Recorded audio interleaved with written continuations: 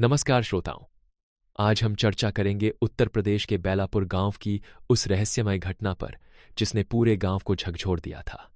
गांव में प्राचीन पेड़ों और अंधविश्वासों की कहानियां आम हैं, लेकिन उनका सामाजिक और सांस्कृतिक महत्व क्या है, इसे समझना जरूरी है। बिल्कुल सही कहा आपने। बेलापुर जैसे गांवों में पीढ़ियों से चली आ रही ऐसी मान्यताएं, जहां बरगद के पेड़ के नीचे काले जादू की बातें होती हैं, दरअसल सामूहिक स्मृति और डर का हिस्सा बन चुकी हैं। ये किस्से बच्चों को डराने या अनुशासन में रखने के लिए भी सुनाए जाते हैं, पर इनमें छुपा सांस्कृतिक संदेश भी होता है। यह दिलचस्प है कि गांव के बुजुर्ग इन कहानियों को सच्चाई मानते हैं, जबकि युवा अक्सर इन्हें कपोल कल्पना समझते हैं। क्या आपको लगता है कि इस पीढ़ीगत अंतर से गांव के भीतर तनाव या बदलाव आते हैं? युवाओं का तर्कवादी दृष्टिकोण गांव के सामूहिक विश्वास में चुनौती लाता है, लेकिन जब कोई असाधारण घटना घटती है, जैसे बेलापुर में हुआ, तब ये अंतर धुंधले पड़ जाते हैं। इससे गांव में सामूहिक डर और एकता दोनों पैदा हो सकते हैं, जो सामाजिक मनोविज्ञान का रोचक उदाहरण है। इसी कड़ी में चलिए जानते हैं कि बेलापुर में वह घटना कैसे शुरू हुई और किस तरह अंधविश्वास हकीकत पर भारी पड़ता गया। अब हम उस रात की बात करते हैं जब राहुल, जो शहर से पढ़ाई कर लौटा था, अपने दोस्तों के साथ गांव की चर्चित जगह बरगद के पेड़ पर गया। राहुल ने अंधविश्वास का मजाक उड़ाते हुए चुनौती दी। क्या आपको लगता है कि बाहरी दुनिया का आधुनिक दृष्टिकोण गांव की सोच बदल सकता है? बहुत महत्वपूर्ण प्रश्न है। गांव में लौटकर राहुल का वैज्ञानिक नजरिया उसके दोस्तों को प्रभावित करता है, पर डर और परंपरा इतनी गहरी होती है कि कई बार तर्क भी हार जाता है। यह संघर्ष विज्ञान बनाम विश्वास की क्लासिक जंग है, जिसकी मिसाल बेलापुर की इस रात में मिलती है। यहां एक दिलचस्प मनोवैज्ञानिक पहलू भी है। जब समूह में कोई व्यक्ति डर को चुनौती देता है, तो बाकी सदस्य या तो उसके साथ जुड़ जाते हैं या और ज्यादा डरे रहते हैं। क्या इस तरह के समूह व्यवहार पर कोई अध्ययन हुआ है?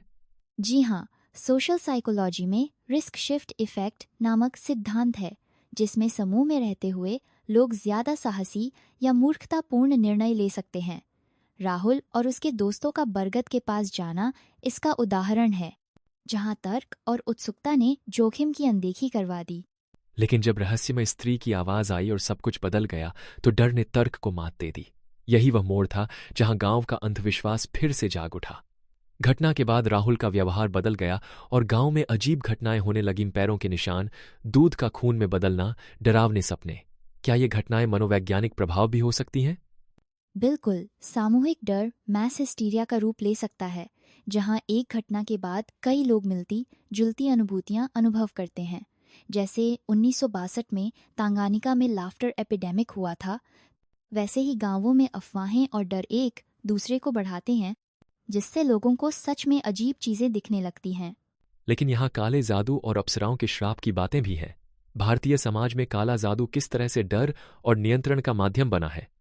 काला जादू अक्सर सामाजिक नियंत्रण का हथियार रहा है।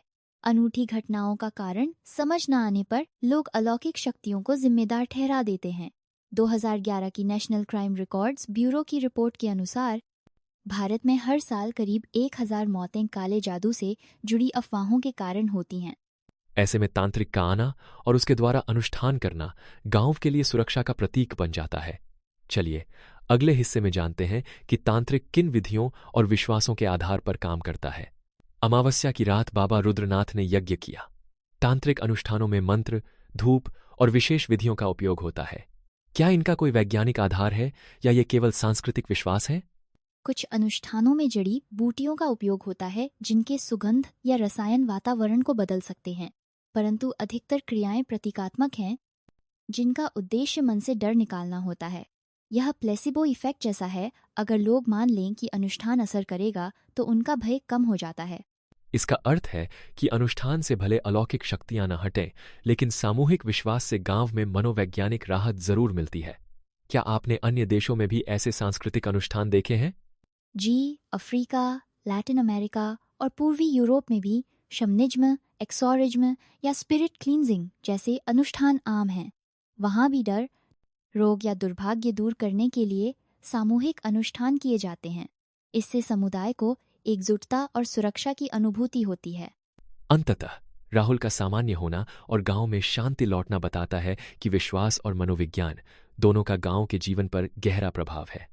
अब सवाल उठता है, क्या हमें ऐसे अंधविश्वासों को बढ़ावा देना चाहिए या वैज्ञानिक सोच को अपनाना चाहिए? बेलापुर की कहानी में रहस्य और डर दोनों हैं, लेकिन आधुनिक समाज के लिए इसका क्या संदेश है? मेरा मानना है कि परंपरा और तर्क दोनों का संतुलन जरूरी है। अंधविश्वास के कारण कई बार सामाजिक नुकसान भी होते हैं, पर ये कहानियां हमारी सांस्कृतिक विरासत हैं। शिक्षा और वैज्ञानिक जागरूकता फैलाकर हम डर के बजाय जिज्ञासा और समझ को बढ़ा सकते हैं। इसका अर्थ यह भी है कि रहस्य और परंपराएं समाज को जोड़ती हैं, लेकिन उनके पीछे की सच्चाई जानना भी उतना ही महत्वपूर्ण है। क्या गांवों में विज्ञान शिक्षा को बढ़ावा देना इन समस्याओं का समाधान है? संशय और सवाल पूछना विज्ञान की पहली सीढ़ी है। अगर बच्चों को बचपन से ही तार्किक सोच सिखाई जाए और परंपराओं के पीछे के कारण समझाए जाएं, तो वे अंधविश्वास से डरने के बजाय समझदारी से उसका विश्लेषण कर सकते हैं। इससे गांवों का विकास भी तेज होगा। बहुत सुंदर विचार। श्रोताओं, अगर आपको बेलापुर की यह कहानी और उससे जुड़े मनोवैज्ञानिक सामाजिक पहलू पसंद आए तो हमें जरूर लिखें। अगले एपिसोड में हम एक नई रहस्यमय कहानी और उसके पीछे की सच्चाई लेकर आएंगे। धन्यवाद।